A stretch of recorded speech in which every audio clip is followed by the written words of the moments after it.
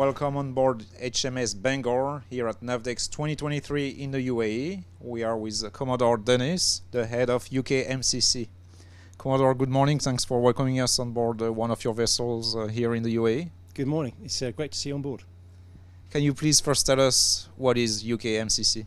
So the United Kingdom Maritime Component is the command element which is in charge of and commands all the Royal Navy assets, so that's the ships, aircraft and people, deployed to the Middle East, so spanning a region from the Suez Canal down through the Red Sea into the Indian Ocean, down as far as the Seychelles, as far east as the west coast of India and up into the Arabian Gulf. All right. Where is your command based? So the command is based in Bahrain, and we're co-located with the US NAVCENT and Commander 5th Fleet, which gives us great access to one of our primary allies in theatre. But I have ships operating out of Bahrain, out in the Gulf of Oman and the Indian Ocean across the theatre. Commodore, how many sailors and ships are under your command? So the force consists of approximately 700 personnel. And in terms of ships, I've got one forward deployed Type 23, which is a general purpose frigate, HMS Lancaster. She has a Wildcat helicopter and some Royal Marine boarding team personnel on board. I also have the UK mine countermeasures force, which consists of a mine warfare battle staff, along with a float forward support base, RFA Cardigan Bay, and they support 3 of our minehunters that are deployed to the Gulf.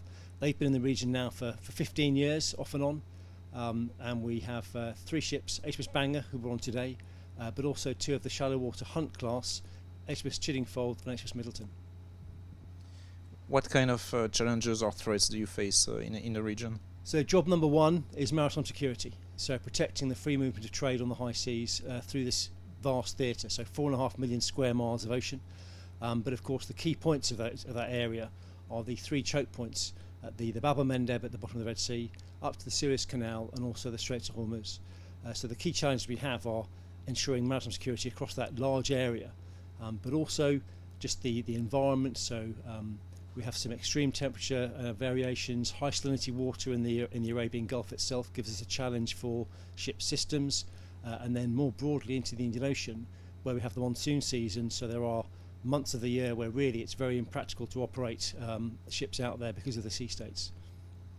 I believe you just received a new USV unmanned surface vessel in a region. Yes. For which reason? Can you tell us more? So this is part of a project to move towards uncrewed systems for the mine countermeasures mission. So we've just received the MHC, the mine hunting capability, which is a vessel called the Royal Navy Motorboat Harrier, and from this we can deploy sonars at the moment to conduct seabed survey work and identify and classify mines.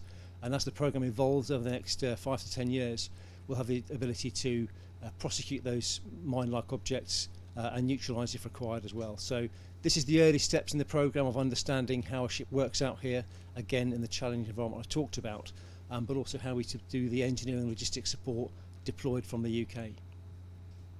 Last but not least, you mentioned the forward basing of Type 23 frigates.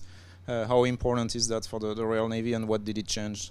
So having a forward deployed frigate in the theatre enables me to achieve 3 sort of mission sets. Firstly, the maritime security that I talked about, and there we operate with the combined maritime forces, predominantly combined task force 150 in the Gulf of Oman and the North Arabian Sea. We can also use the ship for defence engagement, so diplomacy and support to UK allies and partners around the region, but also while she's out here she's at all times trained and equipped for any contingent operations we may require. So some of the day-to-day activities she does, again like I said, working with the combined maritime forces, is patrolling in the North Arabian Sea and Indian Ocean under CTF 150, conducting counter illicit trafficking operations. And we do there the drug interdictions, and Lancaster's predecessor, HMS Montrose, over the course of 10 boarding operations, sees 16 tonnes of narcotics worth approximately 80 million pounds on UK street value, so a big dent in terms of the global drugs trade.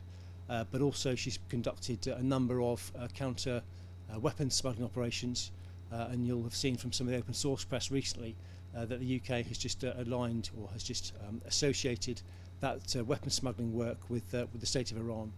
So Iran, with its influence, or malign influence, around the region, exporting weapons down to into Yemen to the Houthi rebels in contravention of a UN Security Council resolution. All right, Commodore, thank you very much. Thank you very much, Xavier. Good to have you on board. Thank you.